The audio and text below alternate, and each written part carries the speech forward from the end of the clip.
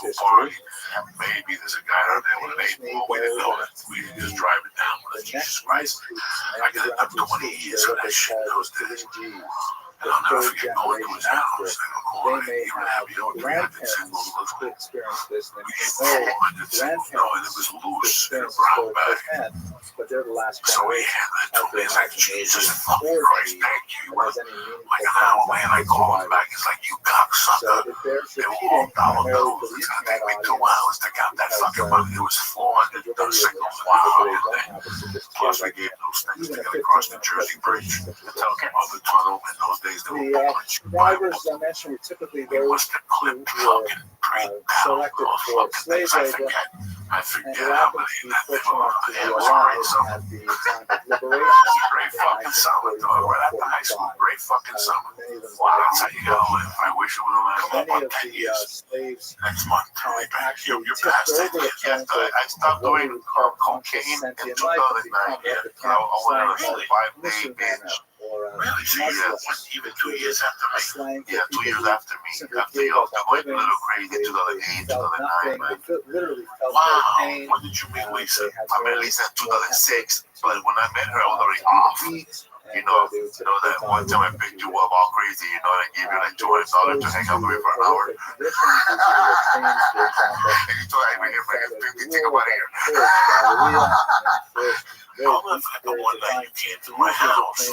And it was the weirdest thing. We didn't even know what we were doing now. Studies of the I go, yeah, what's up, dog? I'm very downside. in-depth study by We get in the fucking car. This is press. I'm a heavy-duty junkie, guys, and here's your witness, okay? Of how the camps actually He work. goes, where you want to Brilliant go? study Well, called let's The take a ride. Survivor. And I after think we finishing stopped the at Johnny book, One like behind many Uncle scholars of Padre. Holocaust I decomposition, walked in. I took the gram off the we guy. wrote about the I got in the car. Now, you had money. You wanted to give me the bike up. You knew I would get you go. Yeah, I had 60 bucks ready to brag. And I got in the car in front of Felipe. wanted the Jews to He put a whole actually jar go in back it. And I did lose the all whole of their gram. humanity, Fucking. lose all I distinction, looked at him like a such guy as who distinct clothing, their hair was forbidden to believe be it, guys. Oh my God, my mother got dry on the drive from El Padre to Highland and Fountain. I would always, it was instinct. That was what I would do at that light. I would snort whatever was in the bag, half of it. And then when I pull up to my house, whether the front or the back, I would snort the other half of what was in that bag. So when I got on the elevator, I went right upstairs and took a shit. There was no questions asked when I walked in the house. It was to go right to the bathroom and unload the first cocaine shit of the night. And no cop ever saw you do a handle. Professional weed, no cops is gonna fucking see that. I could never do that. I could never like be like, yo, you know, because you've been doing it for a long time. But that time I was ready to quit. Oh yeah, I'm just a man. I was just either wait till I was hard or to the fucking, I didn't know what to do. What about all And the that's what I was survivors who doing. live I was down buying here guys in at the North end. Africa? I was buying the gram of coke that would kill you from El Podcast. And I would go 2 fucking lines and the whole gram was gone. And I would stay high for an hour and 15 minutes. And I would sit in my living room for an hour thinking of my next move. At the same And then I would figure out the move and go out and get another gram at 1 a.m. You does that. You does that. You do. You were like the first person I ever see do a whole bag, like the 20 bag, and then go countries like eat a Algeria burrito. had 140,000 Jews. Like, I was like, I couldn't eat after I do coke because I want to stay high. I want to at that point, really big like, and this is a scary thing to tell you guys because you're not going to believe it. My tolerance for marijuana was the same kind of tolerance I had for cocaine at the end. So you did more. I could open up a party with a Greg. That's how I opened up tonight with my own gram. How much would Felipe open up with? A half a gram. So, Not even. Felipe was a gentleman. Felipe would do 2 or 3 lines or 2 or 3 bumps and he was fine. I was a gorilla. Yeah, nothing has changed from the THC. I just transferred addictions, but at least I know this going in. I've always had a high tolerance. If at 16, 17, I was already doing a half gram a night. When I was 16, 17, I would buy a half gram, go to my friend's house. They were 16 or 17, we do 2 bumps. And I told you, we can finish the rest of that coke at night. Me, I go home, put in fucking Black Sabbath on an 8-track, put the speakers on, and I just sit there all night, listen to fucking music like an asshole and cry, think about my mother and cry and shit like that. So I started at 17 with a half a gram already. By the time I went to prison, in 86, before a year before I got locked up, before I kidnapped that poor kid, and of course, you one should of their have seen first what I was doing. priorities, even at the expense of their own war You should have effort, seen what I was doing. I was probably doing 7 was G's a day. Damn. So the same rule holds true as well for Sephardic Wait, this is what I was doing. Greece, where we'll have a large population of Jews, was taken over fairly early by the Nazis, and they had some of the most devastating losses.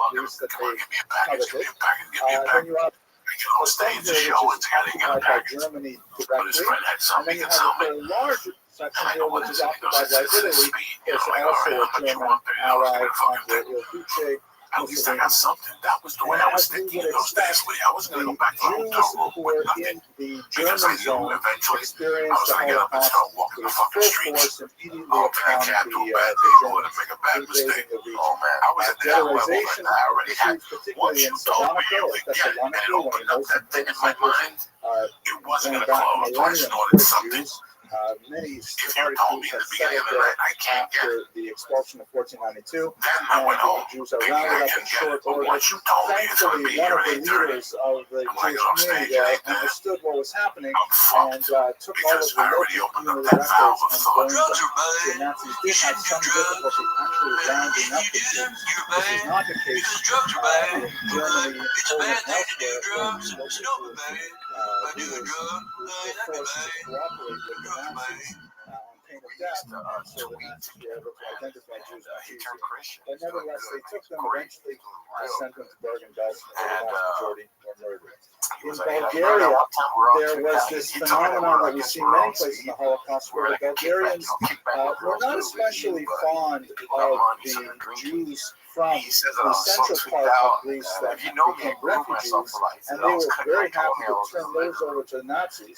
But there's a big distinction made with what they considered our Jews, our Bulgarian Jews who have lived here for many centuries. They were not in a hurry to go along with their ally and hand them over. And in fact, only after great pressure did they, in fact, do so, and their Jews were stepped down. This is in contrast, by the way, with France.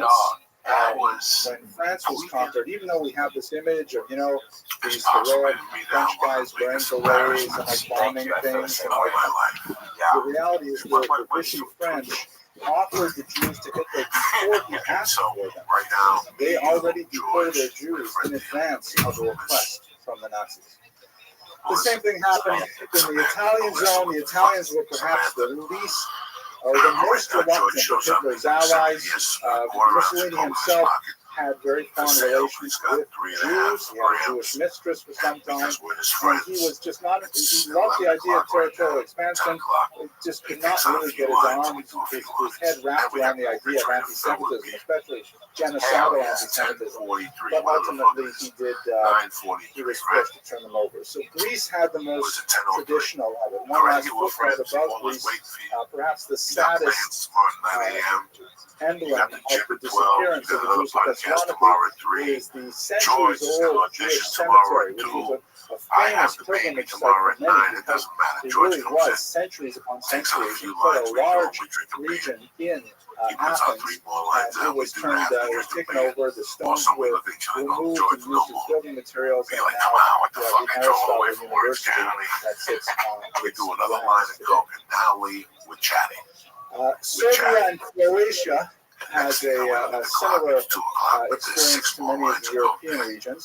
The Sephardic Jews in Serbia were exposed to incredible cruelties. The Ustaše, which was the Croat Nazi party, were very enthusiastic about ridding themselves of all minorities. Here is a photograph from the war of the Croatians actually sawing the head off a Serb. And if you were around in the 1990s, you remember the tremendous the war that went on there that American participated in as well. It's incredible fighting the Serbs and the Croats. So the Jews were easily within that mix, and the Ustaše were very enthusiastic about reporting. As I mentioned, the Serbian and Croatian Jews were the first to be exposed to gas technology for murder. This van is one of the many gas vans that were constructed. These vans were taken off the wheels and put on blocks, and essentially they used in these early attempts carbon monoxide poisoning. It turned out to be not very efficient, so they had to move to the rat poison that I mentioned earlier. But the idea of murdering Jews at a faster pace is something very important to Hitler, and they experimented with these Sephardic Jews. North Africa, conclude our discussion, as I mentioned, they primarily experienced a military occupation and not a strong civil occupation. In other words, as I mentioned earlier when we talked about Barbarossa, the Holocaust is a function of the war. The Wehrmacht, although allied with the Einsatzgruppen and aware of what they were doing, nevertheless considered the Einsatzgruppen to be beneath them. The Wehrmacht were warriors and soldiers, expanding the Reich. The Einsatzgruppen were like literally exterminators, getting rid of the Wehrmacht. So you only have the Wehrmacht in the North African countries. Hitler did not impose in these later territories the same kind of search and jerking off destroy and watch the missions that security we have camera in jerking Europe. off your sweat. So primarily what the Drinking Jews beer, experienced that's called there tweaking. were the first I have stages this of apartment the in my complex. the Holocaust. The The windows attempt are, it to looked, I don't know collectivize what them in it ghettos, is, not very successful because the Jews in Algeria and Libya and so on were much more diffuse, not concentrated in neighborhoods the same way they were in Europe. What are they doing? They were revocation I want to know so of bad. certain privileges, such as the Chen decree of 1870 that allowed Jews some preferential rights vis-a-vis local Muslims was removed in a statute that was imposed in its stead that removed their civil rights. But by and large, just when the Holocaust was getting underway, the Nazis were forced to retreat, and so the Jews of North Africa did not experience the same level of persecution. So to bring our lecture to a close, sorry that we could not spend more time on this topic. I'm thinking that perhaps next year for my students, my undergraduate students, who has a year-long course on the Holocaust, because I'm feeling is a tremendous academic necessity. So I hope that the spirit of Yom HaShoah and for the Kedoshim, many of whom I know personally, who at least participated in commemorating their experience through discussing it collectively tonight. Hope you all have an excellent week. God willing, I'll see you next week when we speak about Hannah Lazarus, much more cheerful topic, the great poet of the new Colossus, the Statue of Liberty. Thank you very much for your attention. And that stays in the back of your mind, straight up. It's so weird that night as I was driving up there, I saw a cop double park, didn't affect me. But that stays in the back of your mind. The window. First the car, then the window. So we both went in, we're laughing. His girlfriend was there, we're giggling. We take out this beautiful lounge, we're giggling. We had this living room situation. There was a bathroom, and then there was this bedroom. And we started up, and that's where our safe was. We didn't share that safe. So I put my coke up there at that time, and then I moved it to a different safe because they knew, especially after that night. So we went in there, all four of us were drinking, giggling. I whip out the ounce of the room. We do 2, 3, 4 months. This is one of the worst things ever. Next thing you know, me and this kid start going nuts. You know, we're working the fucking shades. Wow. And he's in the Southeast from North Carolina. And he's like, man, you're so happy. Happy to have such a great turnout. So, now, in my world, they're going to kick the door down. This coke can't be speaker. They so also we got to start this fucking song. prepared for Rabbi We got to fucking throw it away. Guess what? You know, I started snorting that thing in lines that are killing you. And the heart starts fucking beating, and you get more paranoid. And I'm looking around, I'm hallucinating. I'll never forget at one point in the night, there's still a beautiful rock left and like fucking 3 grams of powder. And he yells, because between the 4 of us, the coke was so strong. You could not, nobody could do it. I was doing 1/4 gram lines and still not killing this dude. Face was going, I'm hallucinating, right? Like I'm seeing things, and all of a sudden this motherfucker yells, they got a dog. So I run, I take that fucking coke, I open up that toilet, I throw that rock, and I wash that thing, and I flush that toilet. I wait for it to come up, I clean it off again. And that was it.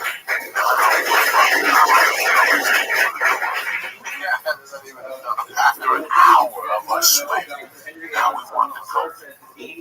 There's no coke. We're on our hands and knees getting little crumbles from the phone. It's like I'm going to look at each other, and I'm going to forget the sun coming up. And us finally opening up the door. That door was a fire hydrant. Oh my God, it was a fire hydrant, but we were both so high. We hallucinated. It was a door. We was talking about it before. I never told you about this thing. El Cochinito was a spot I discovered my second month in Denver. Cochinito. I was sitting there with my niece, Felicia Michaels, my wife, my niece's boyfriend. We're drinking sangria, we're sitting there. You ever go into like you ever watch a movie and the guy goes into like a thought? Yeah. And I go, well, how did I end up Cochinito? And I went to an audition. I saw Rothschild.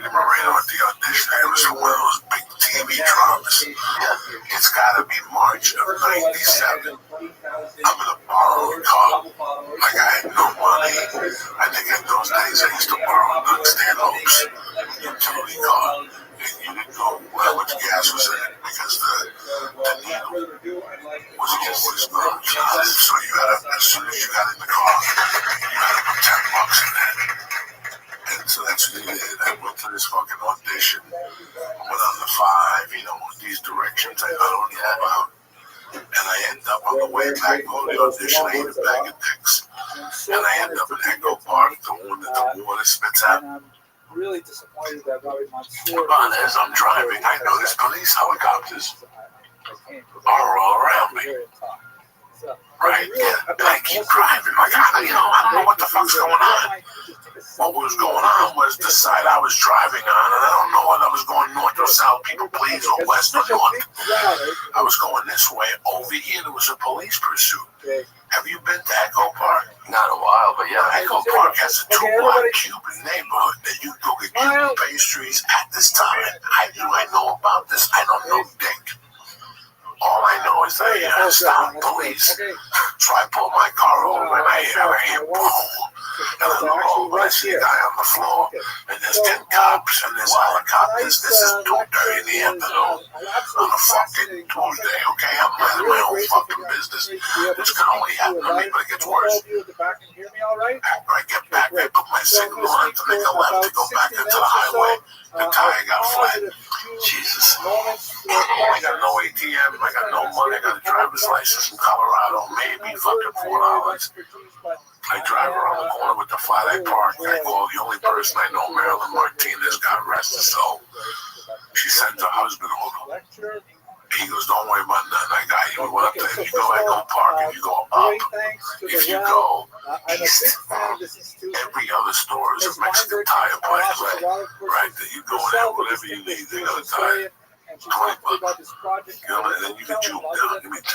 Oh, true, no, they like to whatever it weight. Yeah. So he got me a tire for like $8, slaps it on. Jesus Christ. Right, gets me a tire. They slap it on for you for $8. I'm healed. But on the way back, Marilyn's husband, God rest his soul, says to me, have you ever met my brother-in-law? The Cuban guy, like, oh no. He goes, he wants to meet you, man. He just got out of prison, and he says he knows people you know and all this shit. I go, all right, let's go. Are these two, by the way, they're both passed? Marilyn and the husband both passed. Marilyn died of cancer. Marilyn Martinez was a comic to the husband. Damn. So now, we end up To meet the guy. Yeah. And I'm fucking, I got $12 on me. And I don't order, I just get like a soda, and the guy's like, eat, I'll buy you lunch. And we start talking, and it was just a great conversation about being Cuban. Yeah. And it always ends with, if you ever need anything, contact me. And I'm like, what do you mean by anything? And he goes, I got the best coke in town. You do anything to smell it on you? What is that? Right, because we're family right there, you're Cuban. Yeah. So as a matter of fact, follow me 2 blocks down, I throw a package in your hand. Okay. He threw a package in my hand for free that night. I went and did comedy, and I went to the Coaching Horses, and there was Doug Stanhope. I mean, this all happened one day, and I'm sitting at the table going, my life was crazy back then. It was me, Doug Stanhope, David Fulton, a comic friend of ours from Seattle from '95, lives in England now. Josh Wolf, his brothers. We would go to the store and then go to Coaching Horses. And then I had to cancel. This coke was so good I couldn't even smoke. I had to leave, and I was living in my car. And I had to go on Josh Wolf's block, park under a tree, and lay back with like 2 bottles of beer. And I sat there till 4 in the morning doing a little coke I had, jerking off. And that was the end of that fucking day. That was a great day. And that's how you ended up at Cochinito. Sounds like a good Yelp review. That's a fantastic review. The first time I fucking went, it was like that day. Jerking off out of a window. Oh my God, it was in the car. I'm not going to say too much, but especially That fucking coke was good. Did you hit him up again? Oh yeah. That night. When that shit wore off, I made up some story. I gave somebody like a bump or two, and they went crazy. The cocaine was off limits. Like this shit was just. It was. How much were you doing at your max of coke? This was probably 97. Yeah. And I was broke. I could still get 20s from time to time. And at that time I was doing 3, 4 20s a week. Okay. And I popped a Taco Bell commercial. It was all yeah, it was one of the first one to do it. Authored by And then you're like getting checks. Yeah, I was just going to the dude's house. But at that time I always humped it away. Just like weed together. I met people who did cocaine and appreciated it. Yeah, there's people who were just salesmen. There's people who were like, listen, you gotta go over here now and bring whatever cash you got with you, because I usually get shit. Wait till you see that shit. And they were not fucking with you. And then I fuck with you. You go over there, this shit is from 1980, the Fleet, the Ether Base. You know, if you heard the Narcos. And the season 3, I really enjoyed it. I'm going to buy the Ether. There was no Ether at one point in 85. Cocaine was always tremendous. It always tasted delicious. That drip.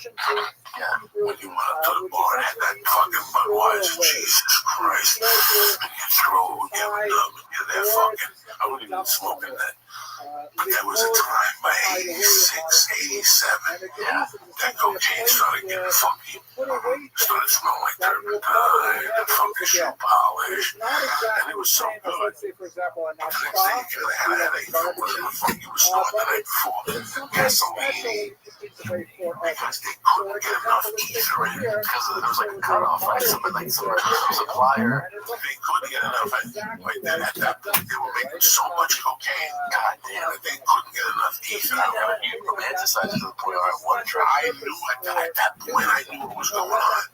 Like I remember people going. I remember I used to fly back and forth with Danny B, who calls into the podcast. I used to fly back and forth with Packers one time. I went to see him. He goes, listen, this guy usually wants 9. At that time, he wanted 86 and 9600 for a quarter kilo, which at that time was whatever it comes out to 9.5 ounces. I have no idea. I'm not a mathematician. The price dropped like 2,000. He goes, if you want, because I'll get you that one. But try this shit for 2,000 less. It might work for you. And he brought it over. Fucking the coke put me into the planet.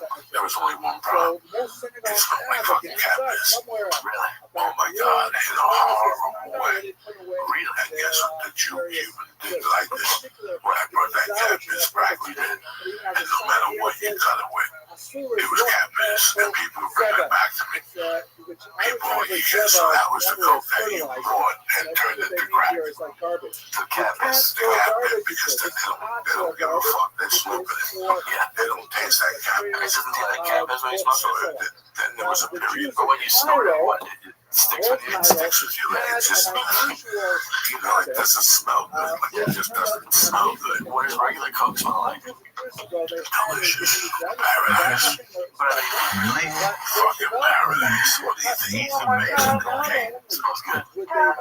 80, 79 through 86. How hard was it to quit? Anything coke? written, even partially, with It was easy because I was done. You really? Like I was done. Like that. At that point, I had a lot of variables why, and it was a lot easier than people think I was done. Partially, even if it was translated.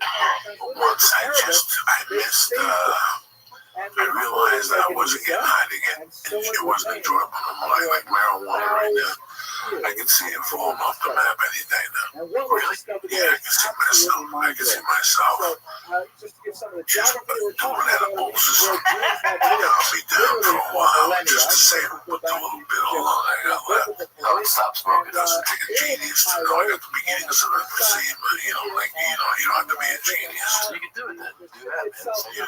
And that's what, with cocaine, it was the same thing. I just knew that I was doing cocaine for so long that I was getting jolts in my spine at the end of the night.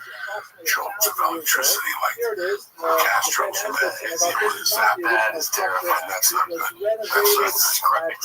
You're like, man, I was getting one a night, once a week, and then I started to get two a night. That's fucking terrifying. I started to get two a night. I can just see my wife waking up to go pee. I can see my fat little legs in the kitchen, my hair purple. And you're like, yeah, I'm like, I said, I can't do it. You have to know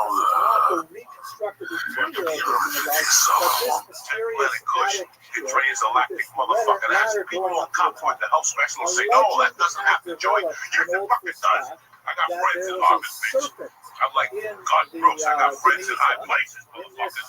Kind of like upstairs attic crawl space, and anyone who went in there would be bitten to death by the serpent.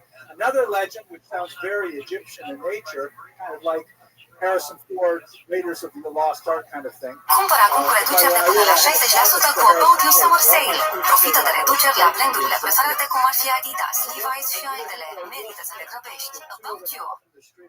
It's so weird. I'm about there was another Egyptian legend that anyone who saw the inside of the Medusa would not live out the year. Wow, you're counting that high. So for 1,000 years, good Lord, man, get free of it. Remained undisturbed. When I was the old me, When a few I think they pieces told of the story manuscripts on that were in the Ari Medusa and began Red to Band's circulate in the black podcast market. about me slamming the computer on Red Band's finger. And I called Brian the other day and I go, I don't know if you know this, Brian. That was my third month of sobriety. That was January 2008, and we were at Cobb's Comedy Club. And, I got clean like November 10th or something like that, 2007.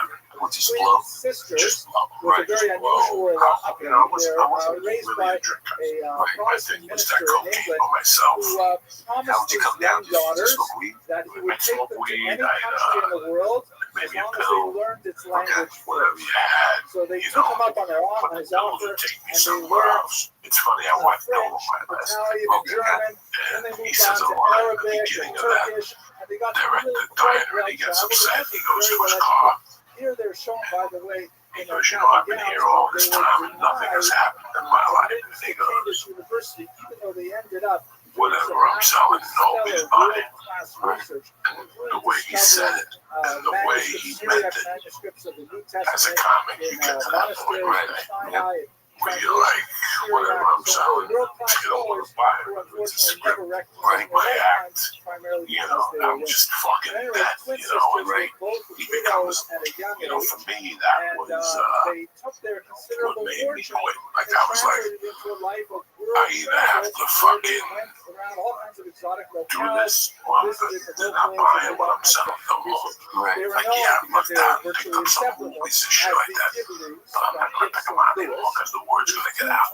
Right? The word's going to get out. This is a big problem. I had already had problems. I said along the shore, and I had problems. I said this other movie, I quit this job over it. And I could lie to everybody and say that, yeah, I had another job.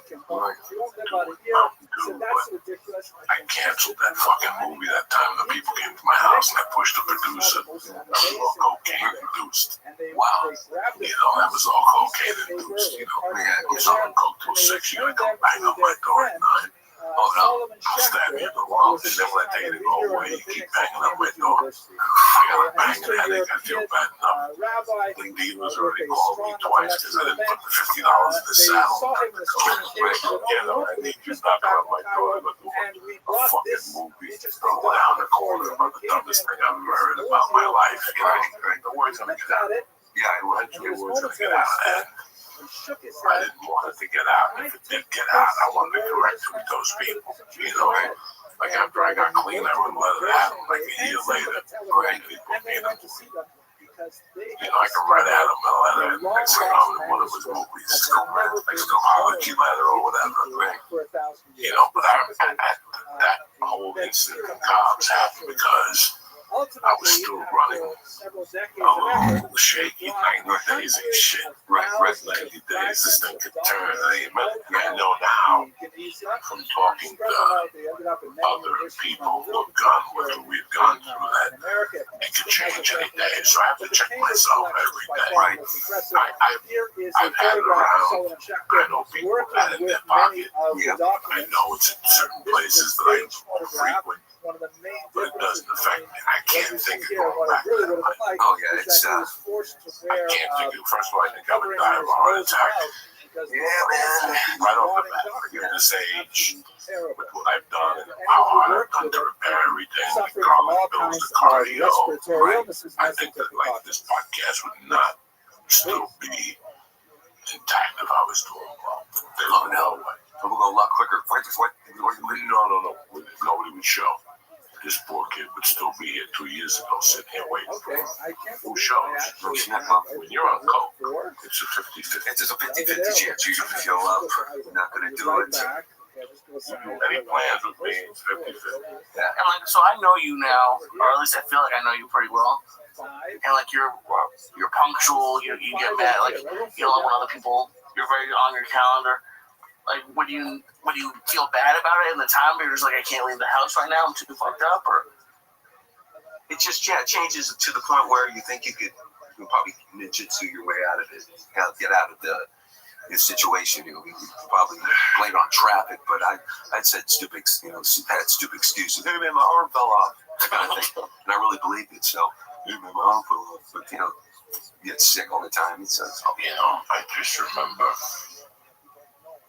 There was a time where I could not sleep, stop doing coke at 4, and get in the car at 6:15 and go on a plane ride and feel a little creepy at the airport. But as time went on, the addiction turned into something different, and it got to the point that if I was high till 4, I wouldn't even leave the house at 6. Like I would call the comedy club and say, I'm getting on the plane.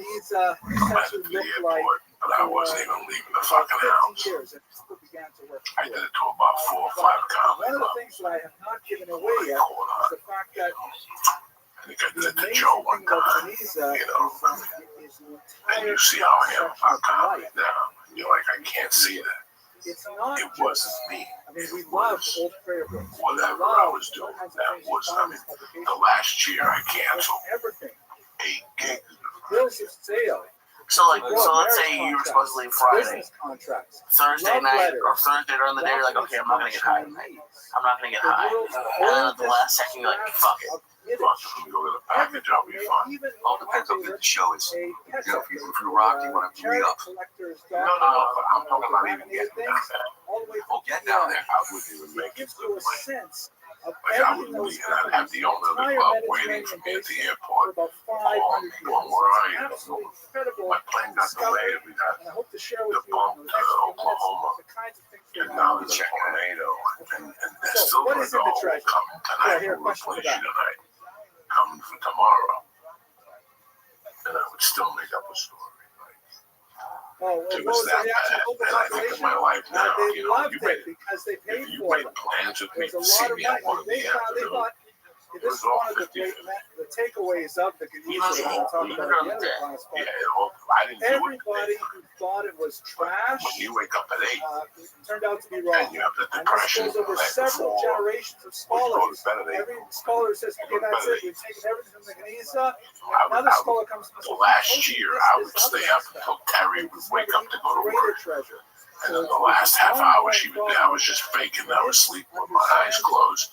Meanwhile, my heart's pounding in the fucking bed. And she's getting ready around me. And as soon as she would leave, it was like a breath of fucking relief. I could open my eyes and jerk off one more time. Try to fall back to sleep. So I don't dread those things. I don't dread fucking over people. Because that's the only point to the end. You're fucking yourself over. But more or less, you're fucking people over. Later, of course, I mean, this isn't just myself. I heard, he'll tell you, he'll tell you, he'll tell you the last year, the last day of crashing, he just didn't show. The first document that really Rest in peace, I love with all my heart. I mean, it's well documented. This is a and this is where our fucking world falls apart. And again, Ravini, ancient period, the second temple disappeared for period, 3 days. and it came Come very back and close pay for to the making it production. into the Bible. I know a At friend, the time, he did his the rabbis were discussing and he gave what on are they going to 20,000 include in the for the day Bible, of which books they production. were not going to include in And the I know Bible. for a There fact were he did a number of books movie in New that were Orleans. considered valuable, but And for he one reason or another, went it out. didn't quite make it in. Supposedly The somebody Gemara slipped him records on many this at the times strip club. when the You rabbis know, had a long debate. he had to pay for the whole Many day of rabbis felt, production for of a example, short we should not movie, include the book of 250,000. Koheles.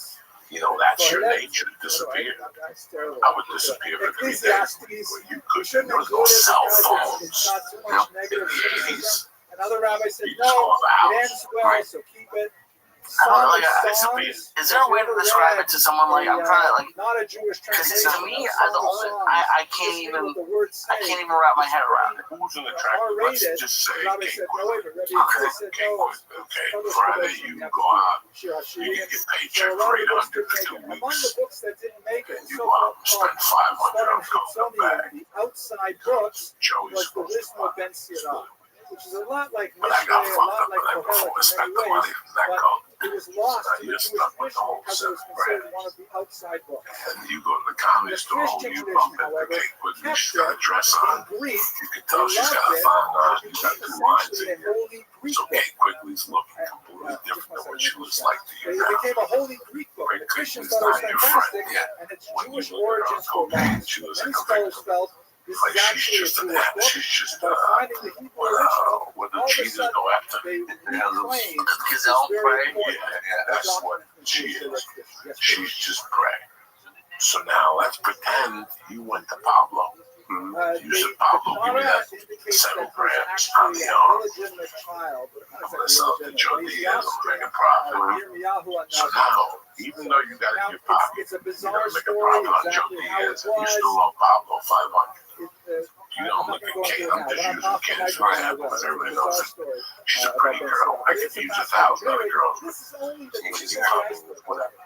The kind of things they found You know, they in got a thong on, they Geniza bent were over. mind-blowing. You That's know, first they do generation go, scholars you keep them on back, the you make them chapter. go to the They found, bathroom. for example, They do 2 autographed pumps, they come back, they tell you the coke is great.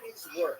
And then they come back, give you 2 more. Now it's 3 in the morning. Now what we're going to do? While I live in the studio, say I got another 7 grams of And for those of Kate you Quigley who or have whatever it studied is, the we come up Rambam there in with. depth, Yep. you know that The his first gram word that you do, choice you're is okay because you're in profit. absolutely specific. Right. You just lose a And little the profit. more You you still study got Pablo's money tomorrow. remarkably deceptive But next thing you know, you style, talk Kate you to see take you how the he's top so off. careful about the And you choice want of to words. do 2 bumps off Finally, the tits. we're able to She's see, not. as you see Pretty in this soon, example you here, got you like, what okay, he decided not to fuck, include, Joey's what he problem. decided to change. Now we're moving on to fucking Pablo's money. Even though you're Pablo's best friend, you grew up with Pablo. That addiction makes you tell Pablo to go fuck himself. Even though in real life you would never tell Pablo was your best friend.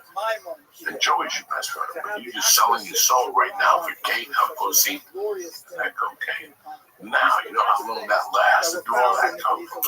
Friday from 3 in the morning to Saturday night at 6 in the morning.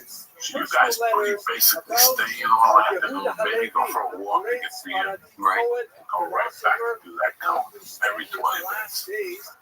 And go shit, fuck, suck, whatever you got. Now Sunday morning, Kate, you wake up at 2 in the afternoon, Kate's gone. You look at your phone, you got 6 missed messages from Pablo. Joey hasn't called. Joey called last night because he got money the night before. So it's, you give up so much for this addiction. You sell For a lot of effort into nothing. it's a lot of effort into nothing. Yeah, and It's like fucking your brain. Now you gotta go face Pablo and make a whole lot of Pablo and become old Joe. They just took it or some shit. You got no money and you'll pay him $50 a week for 18 weeks.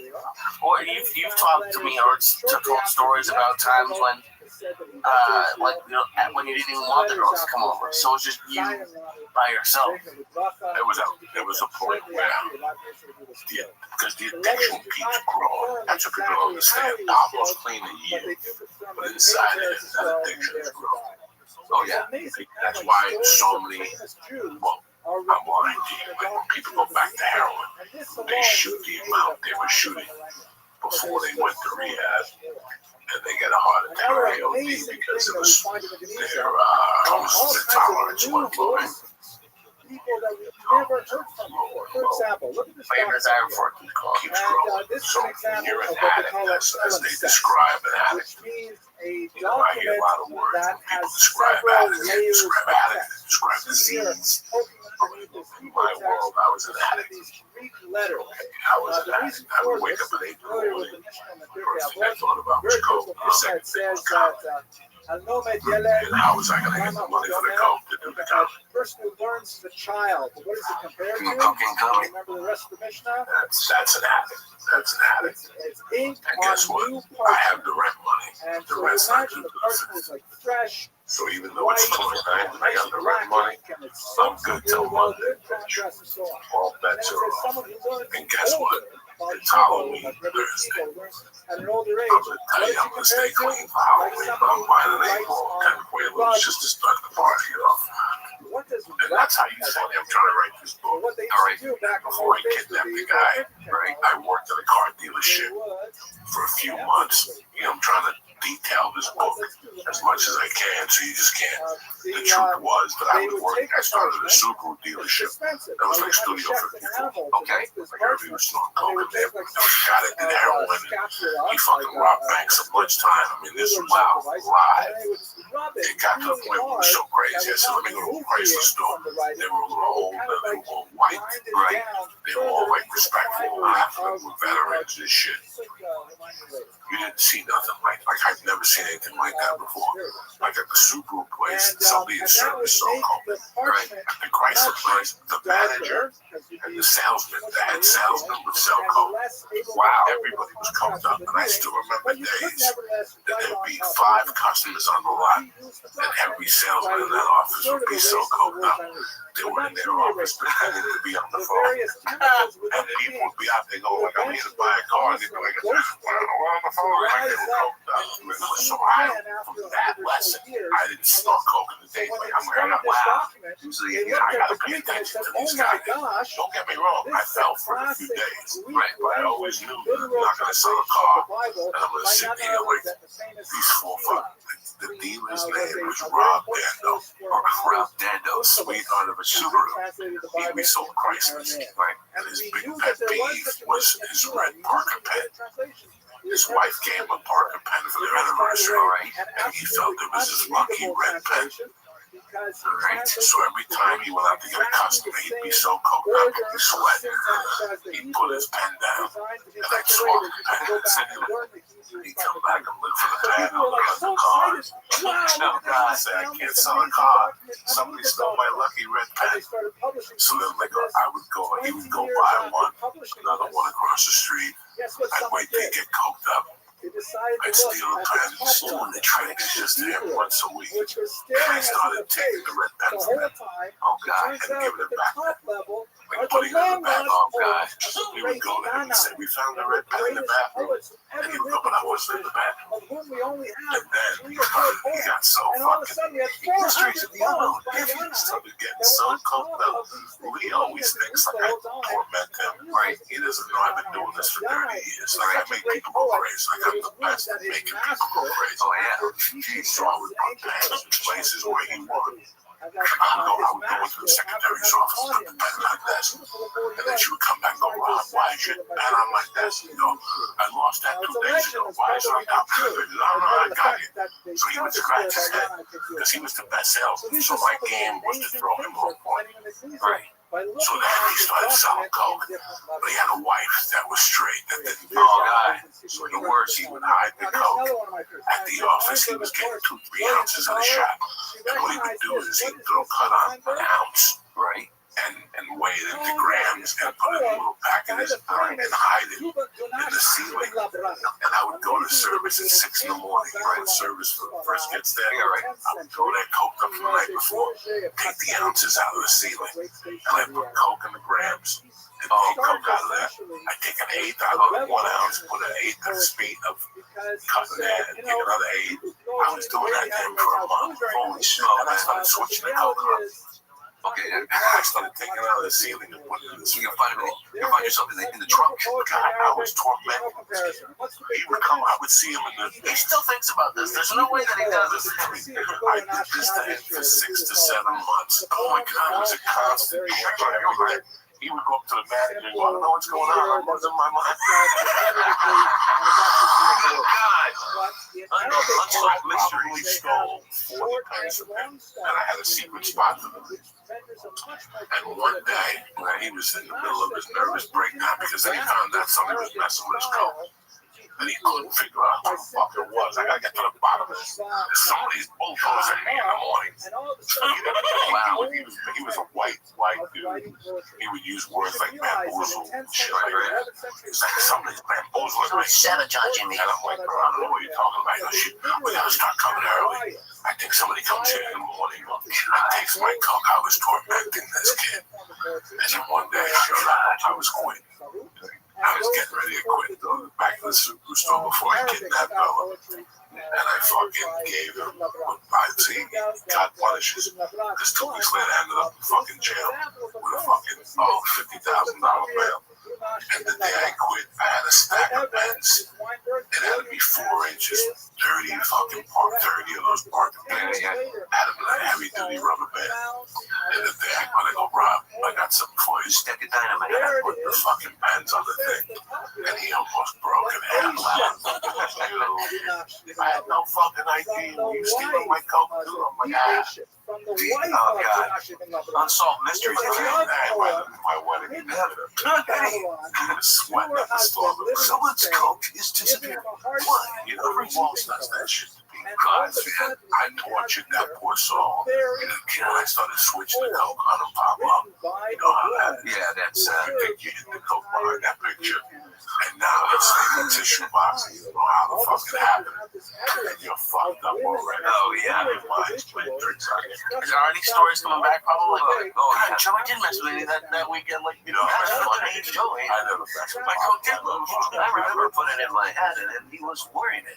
You know, in reality, I never think I've done a line with you. No, I don't think no, we I offered him that. Yeah, we each other did it. Yeah. We never really broke that bond because. Well, he was freaking me out because he would go.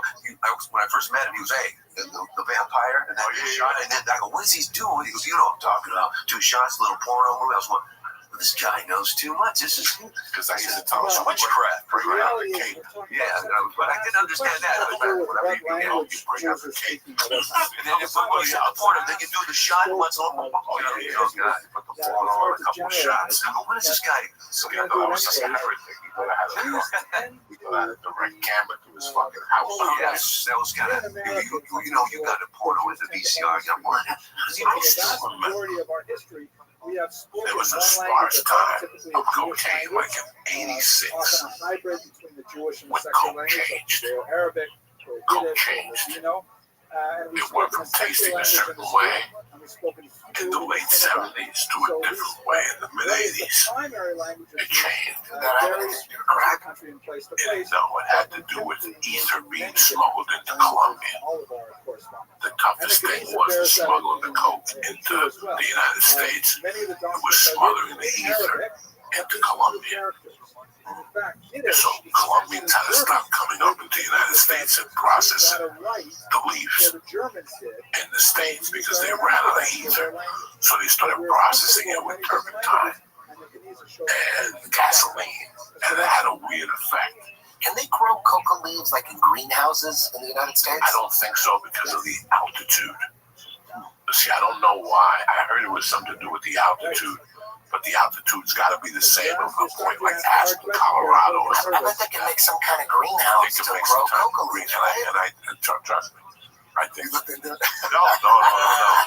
I know that I have access to leaves. If I want to buy coca leaves, somebody mentioned to me on the side. You put it in your mouth and chew on it? Just put it in your mouth and chew on it.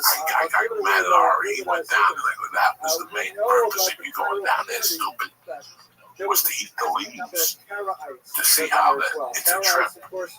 It's like a ceremony when you eat the fucking leaves and chew on them and swallow them. It goes into your system. Now, that's what makes those farmers farm all day. They go into like a fucking haze. It's like, remember when Joe caught on to, remember when Joe read the paragraph of what happens to you when you eat an edible? It goes in your liver and it becomes CTE1. He went into it, he read it over and over again. He had it down. When it goes into your liver, it becomes CTE1. I'm highly glad he read it and studied it to the T. Right now, we'll call him and say, what does edibles do? You know, they do the same thing. And they go into your liver and it becomes a cannabinoid and it does this and all this shit. What are we talking about? I don't know. Me neither. But that's Coke. Yeah, Coke from the 80s and turned, and now when the government got low. Once our government said, whoa, these motherfuckers are making some serious money. We need some of that paper. And that's when they jumped on Noriega. Yeah, they needed money, black ops money. Black ops money. That was it. Running guns, running drugs through Arkansas while Bill Clinton was the governor. The governor, yeah. That's why he became president. They say, you let us use your state as a drop-off point for all this coke. I mean, they even put it in that movie, American Made. Barry Seal, he was the CIA pilot. There's books written on him. He was dumping it off into Arkansas while Bill Clinton was the governor. And George Bush Sr. was the president. And then guess who became the next president? George Bush. The second generation. He hooked him up. It was like a favor. What about the scene? Third generation. When he's in American-made, Tom Cruise is making so much money in Barry Seal, and they finally arrest him, and they take him down to the police station. And he's like, you know what, man? You guys ever drive a Cadillac? I'm going to buy each and every one of you as a Cadillac. And they're like, are you trying to bribe us? And he goes, nah, I'm not trying to bribe you. He goes, I'm just trying to give you a little something for your efforts today. I'll tell you why. Because in about 5 minutes, that little distant attorney ladies come out of the office, and she's going to tell all you boys to go home, and I'm going to walk on out that door. And they're like, sure, no. And she comes out, goes into the prosecutor, whispers in his ear, we gotta let him go. And they're like, what? What? I told you, fellas, you should have took the Cadillac. That's just like he was connected all the way. He was working for them. That's like they shut him down, and they threw everything away, and they fucking, the nephew, remember the nephew when he dropped the nephew off? Actually, they were bombing people. Actually, they were bombing people when they bombed that guy from Aspen, Colorado, too. His name was Stephen Rainbow. He was about to testify against him, and they put a car bomb in his car. That's what the Colombians are doing now. And supposedly, he was the white guy from Cocaine Cowboys. He later on wrote a book called The American Desperado, and he wrote all the bombings he was paid to do for the guy Ariel. And she had a rather amazing life. When you look at the steps to what helped me, it was those stories. Those stories, you never know what it's going to be in this town. Until you do it, just make sure you're prepared. And you go out there and you do it. That's it. Her child, but I think those stories, those 15-minute segues on Ari's storytelling show helped my career more than anything. Just telling the truth. So she More than a special, more than two shitty specials I did, more, you know. I think people would like that, like raw roughness of that show. That show was so perfect. That show was a perfect show. You don't know what's going to turn the meter with some people, or you don't know what's going to complete the circle for some meter. For me, I feel that storytelling show fucking healed me. Like I had those stories in me. They were good to say them. Sometimes they pop up when I watch them, I get sad. You know what I still we still have a conversation. Rabbi at the store stood up. Trying to write a piece about Ralphie. We don't want to hear. And she was they were referring to our video. They got him, they asked him questions. And he's saying a bunch of shit that if you know any comic, when he was on pills, you know, he'd be saying, remember when I did those tapes for you in 2006 at the House of Blues, when I was saying that I wanted to die. Oh, yeah. You remember when you still got those? You should put those up for those people. These people. Yeah, they're up right now. Joey Diaz Ready to Die. I think it's Joe Show 11. Like I was done. Like I was eating fucking. That's the weekend I went with him. Like on Thursday, and I didn't see you guys till Saturday. Right. Like I was doing 8-ball, they was delivering it to the room. The guy had to come down package. They give you those fucking Vicodins and shit. My friends were in town. I would go to their hotel and see them. I told them I was busy with Joe, the UFC. I was working the UFC. I worked the fucking UFC. I was in the room loading up the stall. And I was forced to go down Saturdays to these fucking shows. And these guys got a camera and they're fucking. That's right. These stupid fucking questions. And I was done. Like, I just wanted a quick coke. I didn't think it was possible. That's what was going on. Spirit left me like fucking Thursday night we flew in. I basically snorted all night Thursday. Friday, Joe did something that blew you guys off. Because I was too busy in my room getting high. Wouldn't that be the way? Saturday, yeah, Saturday. I fucking finally came out and took a shower. I was in that room for 2 days straight. No room service, just seemed like clergy. Mandalay pay. Yeah, like eating fucking chocolate bars in the refrigerator. The paranoia jerking off in the corner, so mirrors the cameras won't see it. That's right. You know what I can call this drug dealer at 4 in the morning? He answers. And I'm like, I need another one. I'll be there in 2 minutes. Don't ready to go downstairs. I know all the security guards. You come right to my room, ask me if I wanted to come down package done. So let me take your question, sir. 4 sleeping pills and 2 Vicodins, 2 Percocet, 2 Xanax. I need the whole fucking thing. What do you think you're gonna feel like in the morning? What do you think is gonna come out of your mouth in the morning? You have not a stitch of happiness in your life. All the dopamine has been taken out of your brain. I was on a roll for 2 days. The things I said on those days, like Winchester, I always think about that. Like, that was the darkest time of my life. That last year before I quit coke. Ooh. Ooh. Isn't that crazy you made it out of that? I mean, how insane is that, Joe? I mean, I even thought you were a goner during those times when you thought you were dying and stuff like that. Like, I'm like, oh man, he's only going to last a couple months. Like, we all like kind of thought that, because you sold it so well. It wasn't that I sold it so well. It was what I was basically fucking going through. Yeah. Like, I mean, so I did a big movie. I opened up a Rogan on the road. The longest yard, right? I do spots at the store. And this is how Denver was a fucking desert when I was there. There was nothing there. Once the Rockies came and they built that stadium, then all that built up around it. They built a new airport. I don't know this in Denver. I was there. I used to fly into Stapleton, the greatest airport in North America. This what we're flying into tonight. It's a fucking nightmare. There's a 3-mile walk. Okay. And then you gotta get in the car. 40-minute words. It's a 40-minute fucking drive. Those are the worst. Saturday, we gotta get breakfast before we get in that fucking car. That's a 45-minute fucking drive. And then you look at it and you go, who designed this? Because if it snows, you're clumping. You get stuck at that airport. It's not like the Denver airport. Yeah, it's shady as shit. This is it. They got, this is when you. It doesn't. When you fly into Denver now and you go, why are we 40 minutes to civilization? The big joke is you fly into Kansas. You're like, why am I driving 40 fucking minutes into the It's ridiculous. That Denver airport's got a lot of shady shit involved with it. Guys, when you walk around, look at all the artwork. It's very dark. Very dark, beautiful fucking air. The best thing about that airport is you need for nothing. You can take a shower there. You can rent the hotel there. You can fucking work out there. They got a gym. You can eat a steak. Or you can eat fucking Burger King. You get your nails done.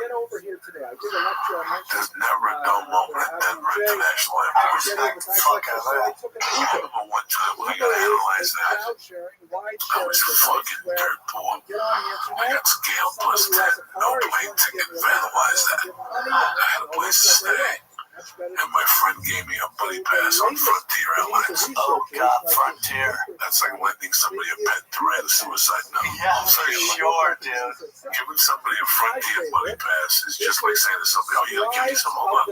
Don't use the feathers. Let me give you a fucking ballpoint. You know what I'm saying? Like, that's all that is. Yeah. They lost my, like, I flew in like a 10 into Newark or something crazy. And the audition was at 2, and they lost my luggage. With the warm-up suit and the whole thing. So now I had to borrow money I didn't have to go get a warm-up suit. Oh man. Sneakers.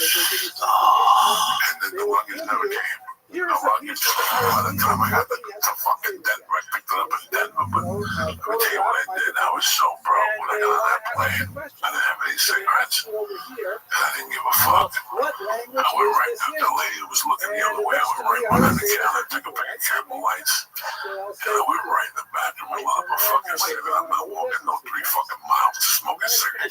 They sold cigarettes on the plane? At the airport. Oh, at the airport. Yeah, no, dude, back in our day, because you're a young guy, there was smoking on an airplane, and there was this magical thing that said, this is the smoking section, this is the non-smoking section, and there was nobody got cancer, nobody did nothing. Those are the days where you would get on a flight and you enjoyed flying because there were 6 other degenerates on the plane just like you. Dog, I was thinking about this. And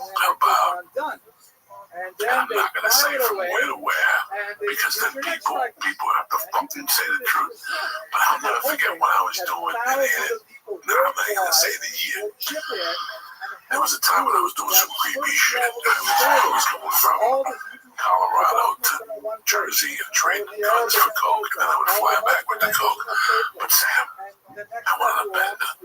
Like I stayed clean from January 1 of '85 to about April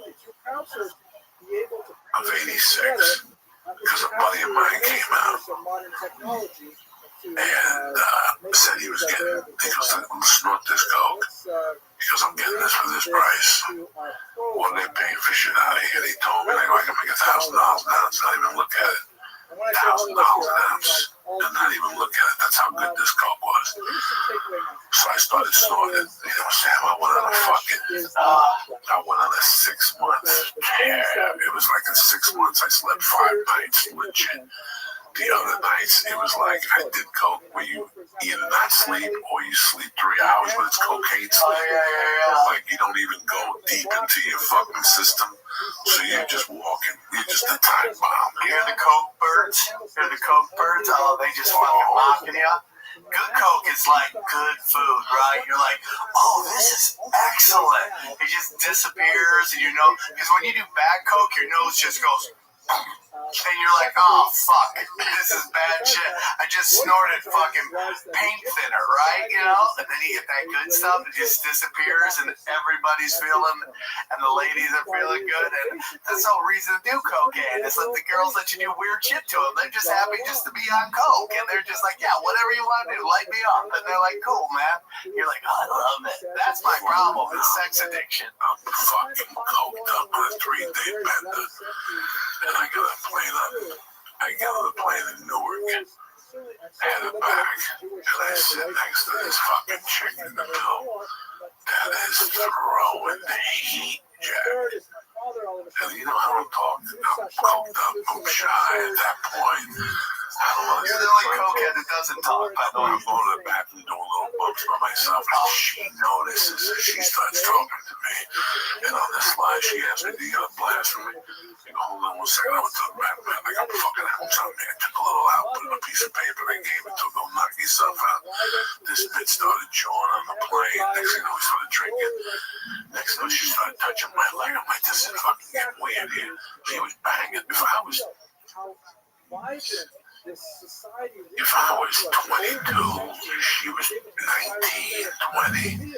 She was a college student somewhere. And she was snorting. We were fucking high. Next thing you know, I'm fingering her under a blanket on the fucking plane. I never got a name or a number. That's all I ever. It was crazy. Like, it was who you meet on a plane and you're fingering them. She was grabbing my cock. She didn't jerk me off or blow me or nothing like that. Nothing. But it was just crazy. I was fingering this girl. That was the time I went to Denver Airport and my flight to Aspen was delayed. I got 9 ounces on me. So I said, what am I going to do all that at the airport? And I hid the coke in those lockers where you keep the key like fucking get shorty. And I would take like an 8-ball in the trunk. And I would go to the bar and I'd just fucking drinking doubles. In those days I was drinking that fucking whiskey and Scott doubles on the rocks. And you know, don't touch the ice cubes, I'll fucking kill you. You know how much money I spent in quarters getting that coke in and out of there. I must have done an ounce at the airport that night. By the time we flew out the next morning, I was so fucking coked up. Oh, dude, that's the worst. I snorted with this music executive. We got fucking drilled at this airport and they shut the bar down at 3. Oh my So God. we were at this airport, coked up. I mean, if it didn't stick out like a sore thumb, I don't know how the fuck I didn't get arrested that night. We didn't leave till the next morning at 8 hours, tuned up. I got on that plane, tuned up. I started drinking Bloody Marys. I used to drink in the daytime. I didn't give a fuck. Now I'm gonna have a fucking pussy. Do you drink stuff? Yes and no. I got a shot in fucking somewhere I was at recently. Yeah, I don't drink, man. Once in a blue, I'll do a shot, Jack. But I don't really drink. I don't like it. I'm not a weed guy, like I said. Once in a blue moon, I'll do shrooms. When I was home this time too, I remembered something. You know, I remember they used to bring the coke up to Dan Marino at the University of Pittsburgh. I knew those guys. Oh, yeah. Yeah, well, I'm telling you, that's why he dropped all the way to Dolphins at pick 24 that year, because there was always rumors that he was doing coke in college because he was going to be like number 1 and 5 quarterbacks went before him, before Kenny O'Brien, all these guys, because of the coke rumors, and the Dolphins won't take a chance on him. He's not in Miami. I didn't know you were that much with them. Oh, huge. Yeah, huge Dolphin fan and Marino fan. I wound up get to know him because I worked on Inside the NFL like in 2004, and he was on there and shit, so we became friends and stuff. I still see him from time to time. He's a great dude. That guy, after like Inside the NFL, Bob Costas, Chris Collinsworth, Chris Carter, or like a party or something like that afterwards, they'd all go sit at the table, like, you know, the hosts and stuff like that, with all the executives from HBO. Marino would hang with the friggin' camera guys and drink beers with them and just tell stories. He wanted to hang with the blue collar guys. He was always like that. Grow up from Pittsburgh. He's a Pittsburgh guy. Yeah, Pittsburgh guy, yeah. I'll never forget when Pittsburgh played West Virginia. Marino's senior year, there was a guy on West Virginia called Darryl Talley. Oh, yeah, he went to the Bills. Yeah, he was an animal. Yeah. You should have seen him in college. Really? In college, I was like, who is this fucking guy? He was doing everything. Yeah, the face paint. Yeah, number 56. Tackling people, sacking people, biting people, fucking intercepting balls. I was like, what the fuck is this guy? Patient audience. Still remember, that was on a couple weeks ago. Thank you very much for watching. Quarterback thing, 30 for 30. Oh, yeah, with Marino, yeah. Down fucking brilliant. What the Yankees did with Elway did not want to play for the fucking Colts. He's like, I'm not doing it. Yeah, I'm not fucking doing it. Yeah, that was amazing. That, you know, and yeah, he had a great junior year, and then Marino didn't have a great senior year, and there was drug rumors about him, and he dropped all the way, and Miami picked him up. I still remember kids telling me they were going to Pitt to party.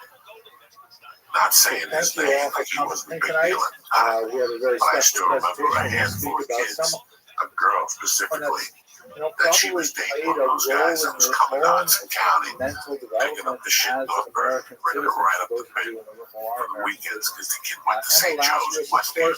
Right. There was a kid from St. Joe's, West Haven, that went to Pitt, and he played. And all 4 years with Marino, he was the fucking source of that fucking powder. Marino. And he was still on powder in the NFL, too. Yeah, I mean, if you lived in Miami and stuff, you know, he never got caught or anything. I don't know. No. On a deeper level, I think, and Lazarus in many The ways. Duper, Clayton, all those guys. Sephardic Jewish Oh, yeah. heritage Yeah, to they got busted. And even later on in life, like Duper was dealing and stuff like that. All those Miami guys. There was always these four Dolphins. Burger Mars was the original one.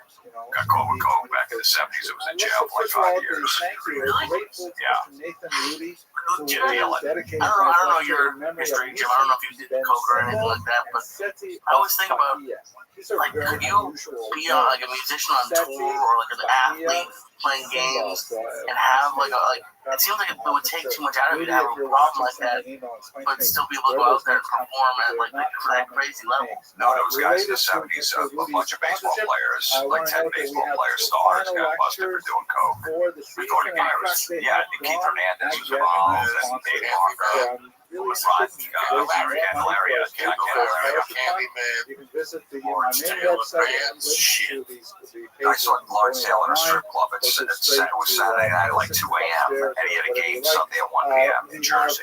He was fucking hanging out with strippers, fucking guzzling drinks back. And he had a game in 11 hours. Their Jewish identity, They're just that good, I and they're guess. living in hiding, posing as Christians, and fascinating in North America as well. And also look at the great stage Rabbi Rabbi Yosef, one of the most creative. But you've talked about how if you got high, somehow like sometimes your sense wouldn't be as Oh no, you have no contact, you have no emotion behind your material. It's just words on a paper. All those guys that got fucked up, and I remember a lot of them when I first started. If they ever had a second show on a weekend, they were terrible. The first show they were pretty good because they were just in a groove and they had nice buzz on. But the second show, you have to wait an hour between the second show starting and they went back on. They were terrible, terrible. Yeah, you can't be that fucked up for like 7 hours. You know, you start the first show starts at 8. You know, you get off stage at 12:30 or whatever, 5.5 hours. It just doesn't work. There's too much downtime in between. And then they get more fucked up. More fucked up, and then maybe doing some coke to get back up, and then drinking it. And all that just never. And I always thought, I go, I'm not gonna do it. I'm never gonna do that. I mean, I never did coke anyway, but I'm never gonna be fucked up because I can see how much it affects the show. I got the comedy probably not under that name, but it is. St. Patty's Day '92. That Emma Lazarus composed as a fundraiser for the Statue of Liberty. The statue itself, it took quite a while to bring it to these shows. It is, of course, a gift from France as a symbol of American liberty. That was, in fact, the title, the name of the Statue of Liberty enlightens the world. But it was Emma Lazarus who found the voice of what that statue really stood for, and in fact actually defined what liberty means for Americans in such a way, such a resonant manner, that it has really colored our sense of who we are as a nation for the following 50-odd years. That's why I never got home. Yeah, it really fucks you. It really affects you if you get really fucked up. The night before you got shows the next day, your sleep's off, everything like that. You're exhausted on stage. You're just not thinking straight. It's not for the athletes to hear about John Jones talking about he was doing coke all before those DC fights. Sally's to bring I guess they're just so Emma Lazarus herself never actually saw the statue erected. I heard Lawrence Taylor was doing coke. Just south of Manhattan. Here's say, well, a picture of the reason why Lawrence Taylor's so good is because he snorts coke. Here is That's in bullshit. Paris, That's the completely hand bullshit. holding the torch Because on I would display, be locked up. and here's the head on display at a World's Fair. And this is, of course, an iconic image that perhaps all of you remember from another context, the late moments in Planet of the Apes, where Charlton Heston shown here, on his knees. Remember why this is such an iconic image is because there's possibly anyone who has not seen the 1968 Planet of the Apes movie. When I was a young kid, and I just felt that I'm like, Charlton nah, Heston plays I an don't think this astronaut works if you get high and who do is these lost in movies. space I'm and sure crashes there's on a 1,000 planet. The comics. planet is bizarre because the apes stage, the done humans great. are It just using. didn't work And with me. societal Because hierarchies then you get upside the down. habit, you have to But do it all the time. You eventually feel like he it's all escapes, and superstition. then he So I'm gonna discovers kill the it. It's Statue not of gonna do it Liberty every buried night. on the shore You do it like 5, this. 6 nights a week, you're gonna be fucking dead in 10 years. Space. But in fact, People always give me shit like you don't drink. I go, I do this 5, 6 nights a week. I've been doing it for 28, 29 years. I go, it has no liver left. I need to have beers before I go on stage. Every night, you know what I mean? I would never get into that habit of doing that. And then I gotta drive really like that. sharpens Charles That's like I think the shit bothers me the most. kind of in my I can't keep it together if I drink and drive. I cannot keep it together. I'm not a big drinker. But nevertheless, But if I have a half a beer watching. and I get in And the it car, says a lot about my what the heart rate's Statue of fucking Liberty pumping. means to us Because as I a have no nation credibility. and as is defined by Once you have our alcohol on your So breath, here's a you get quick pulled over at reading top.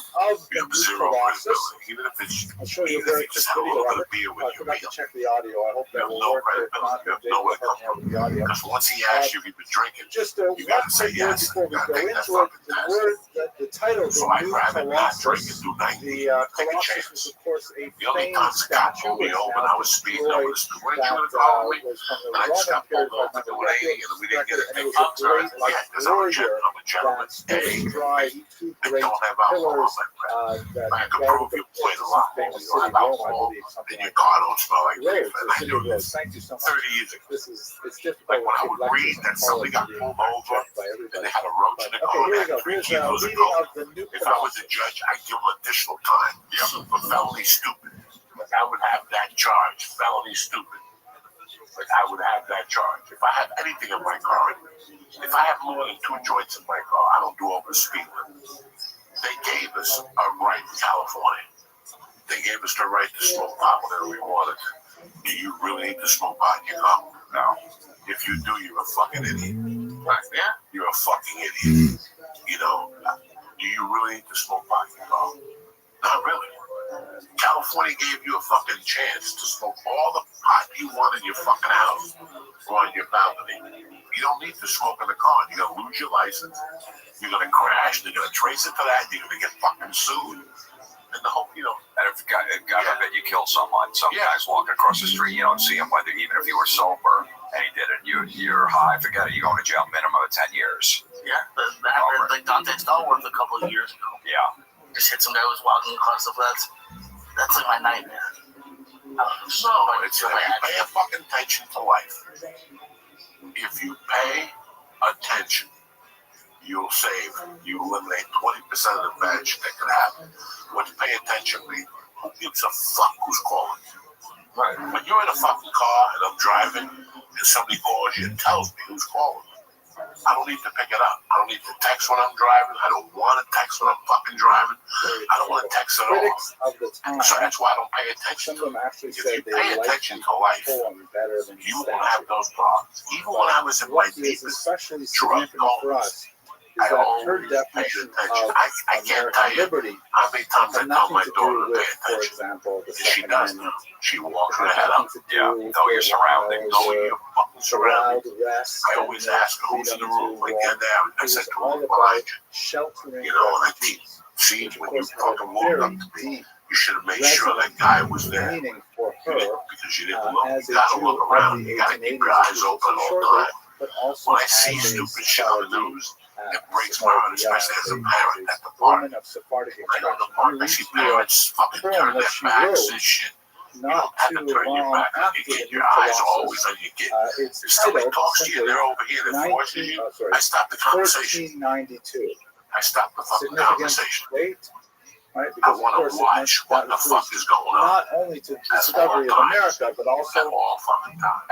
the expulsion what the fuck are you giggling about? So she writes here, is our two-faced year, mother of change and fate, did sweep when Spain passed forth with flaming sword, the children of the prophets of the Lord, prince, priest, and people spurned by zealot hate, hounded from sea to sea, from state to state.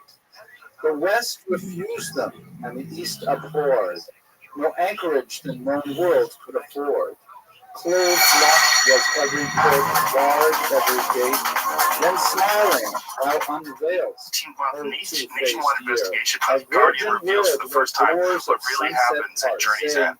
"Ho, all who weary that sounds like enter here." M. Night Shyamalan There movie. falls Right? each Tell them ancient barrier that the art of Like race Satan's or involved. creed or rank devise to rear grim bulwark hatred. It's like between they just art move them away. and art. Where do they ship? Where do they ship them? Restatement in many ways of the new Colossus. Looks like they in the throw them context down in specifically of Miami Jewish and in LA. heritage. The Jews exiled from Spain, driven unable to find a safe anchor, and only because of the great irony of Columbus's discovery of the Americas, do we have at the same time as the door closes in Spain, the door opens in America.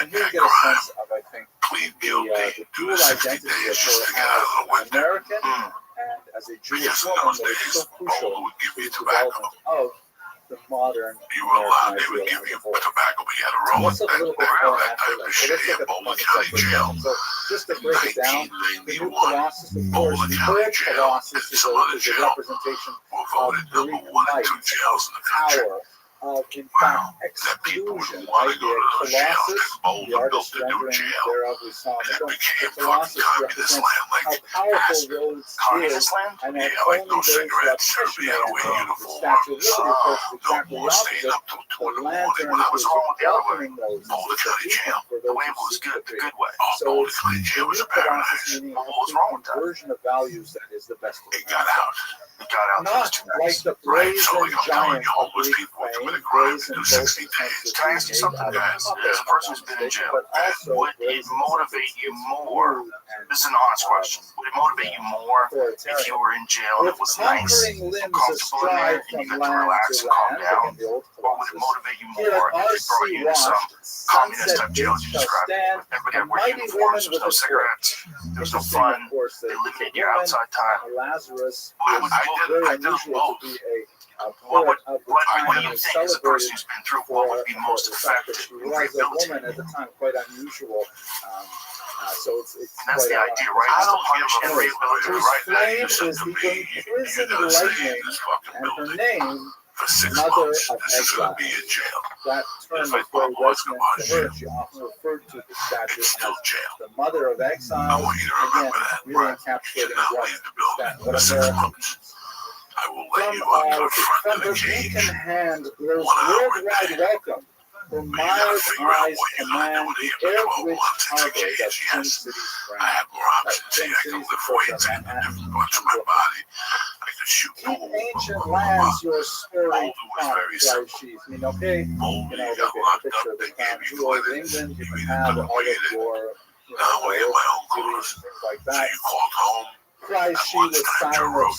Give me instead, you call it your Michigan, so to speak, your crazy European stuff. Give me instead, you're tired, you're poor, you're huddled masses yearning to breathe. The wretched refuse of your teeming so many of these people that overflowing, and you want to get rid of them, that's what Americans do. Send these, the homeless, tempest talks to me. From here in Green, you step to beside 10. the door. Then they got cable TV. Powerful statement. If you are red, you step to 11. So, jumping Then you got ahead, cable let's take a TV. little bit If at you're her purple, life you as step a to whole. 1. Oh my God, Boulder County Jail was tremendous. I like Charlie So I Nelson. A lot of people so I find think there I a didn't drink striking milk. resemblance. Milk is big in jail. Because the Him body and milk is Will like milk. Smith, It's the like two of them, fucking drugs. I walk down the So I street would and people trade say, is you that Will Smith? and you my milk for your Kool-Aid. So, as I mentioned, her family background was Portuguese Sephardic, meaning that the family at one point had converted to Christianity in order to protect themselves, but once they reached freedom, either in South America or in North America, they converted to their Jewish identity. She had a lot of connections to Newport. In fact, she meditated on some of the poems that not one fellow wrote about Newport, that was studying a life of and in many ways, she was from the greatest of the old Sephardic Jewish families of New York. The families that their ancestors married into were all of the important names of the period. You would see them running through the 18th century as major rabbis, philanthropists, and leaders of various kinds. You gotta go take a shower and you come out, they put a finger up your ass to see if you got contraband. They give you tiny whiteys and orange shirts. Like a rubber glove on, and then go their finger out. Fascinating encounters she has with other poets who are fascinating, first of all, breaks you down as a man as much as anything in the world. That's the first breakdown. Secondly, Wow, the train she does not seem embarrassed about her Jewishness whatsoever, and at the same time she speaks with complete confidence in the modern American vernacular. She has that kind of exotic nature to where she comes from, such a non-Christian origin, but at the same time she's perfectly happy and at home in the American ideal. This is a dual identity that she relished, which was and a she fucking compared in many ways paradise. to the negative experience that Heine had. Paradise handball all day outside. So she TV viewed till her 2 in the kind of morning. TVs in your cell. pride in her Jewish Black and white origins TVs and in her your cell. Basic quote-unquote cable. modern observance You could be up as all night. really a If badge you of want to honor go to in breakfast, two you ways. eat breakfast. And at I would you also can sleep through I would breakfast. also We eat not your hesitate breakfast to for say you. that this And then from there, they ship encapsulates you off much to the of Department modern of Corrections. American Jewish identity as That's well. where it's the nitty gritty. Pride in Jewish If you get black heritage people and talking to ethnicity, movie theater but at the at same night, time, not don't go there. necessarily such an enthusiasm for traditional Don't religious go beliefs. there. Black people talk all Her night. grandmother It's 6 or was 7 actually a poet floors. herself. And I was in there in Grace Mendez August Sixth with Nathan, full these are all humidity. these surnames are all Canyon extremely City, important. Colorado. And she bequeathed to All her right, well, daughter, a her little bit granddaughter, you know, and I was like on the a third love floor, of I couldn't poetry. breathe. We actually have And in those days, they let you out. You took 2 showers a week. biographies, some examples of her And 1 grandmother. hour a day you She went was outside. a child prodigy, After that, you were and just in the cell her by yourself. father doted upon her. In And at fact, her night it father froze. was her At daytime, first it was like publisher, fucking beans sweating publishing her poems and in a specifically fucking putting the tin subtitle can. You were that a his tin daughter can. was only I think it was 16 That was years old when they were no composed. control They did shit. create quite a brouhaha on the literary scene It's because nothing. she was quite 2 showers. precocious. So And you have then all the 3 these strange meals. things happen, and you have this And then female the first poet, week is good Jewish because origin, who's you writing actually these get out of your beautiful cell poems and at go such a young test. age. She was They the test fourth you of everything. 7 Your children, math, your and English. very They few of put them, a bunch of including Emma, pictures in front of you. married. They put you through They were psychiatry. quite a well-to-do They take family, your and in blood many ways out. they They lived do everything. under And then they the assess you. shelter And of then their they have. father I took well care of all into their the adulthood, dots. and Okay, apparently there's did a not bunch of feel dots. the You have need to, to move on and you have create to dot families your of their I's. own. Like if Professor you have a Shore high once school again has a lot diploma, of you discussion get a of point. If you were speculation working as at to the why time of this arrest, was, you get a but point. it need not occupy If you us up today. to paying rent, She so I got a was bunch very of points close for that. It's so with funny how Ralph Waldo Emerson, who was quite a bit her senior, and he was, of course, the poet of the age, the American poet of the age, and they engaged in quite a vigorous correspondence for quite some time. She eventually did get to meet him, so the relationship was always at arm's length through correspondence. But by the time that she actually went to visit him in Concord, she found that he was already quite far gone with Alzheimer's. So most of her time was spent actually with Emerson's daughter, who was his caretaker. She had a conflicted relationship in many ways with him because on the one hand, he treated her like a protege and celebrated her work and wrote phenomenal praise in his letters to her, but then at certain key junctures in his own literary work, he did not give her the kind of attention that she craved. For example, he crafted what was considered a very important classic in poetry, Parnassus, which was not related to Parnassa. Totally I didn't really understand what he was saying. I understood the anger. Which is a collection in many ways is considered the great first anthology of American poetry. Recall that at this point, poetry is an entirely European phenomenon. The idea that America, which is just emerging out of its pioneer days in many ways, producing poetry of this nature, is a landmark. It's not exactly the first American anthology because there are a lot of European poetry represented there, but what was glaring is the omission of Emma Lazarus from Parnassus. So she felt that her mentor had in many ways betrayed her, and it was a bit of a swallow. This is especially significant since one of her first works, He would fucking hit you like 50 was times. actually dedicated to my friend Ralph Waldo Emerson. Look, I saw some It's a little shit. bit of a literary advice The first day, to get like New Jersey attention. to me Say, hey, was a completely. one of my friends is That was Ralph like Waldo Mars to Emerson, most people. but Like most people he listen to declined me. to You review grew up it or someplace that promote doesn't it exist. or I'll bring 8 have people it to fill these published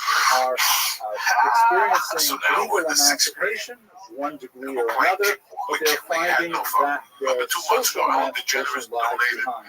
And it's impossible for them to get, like Mahler to get a position as a conductor, simply, or like China to get a position at a university and so on, unless they become Christian. So like many of his generation,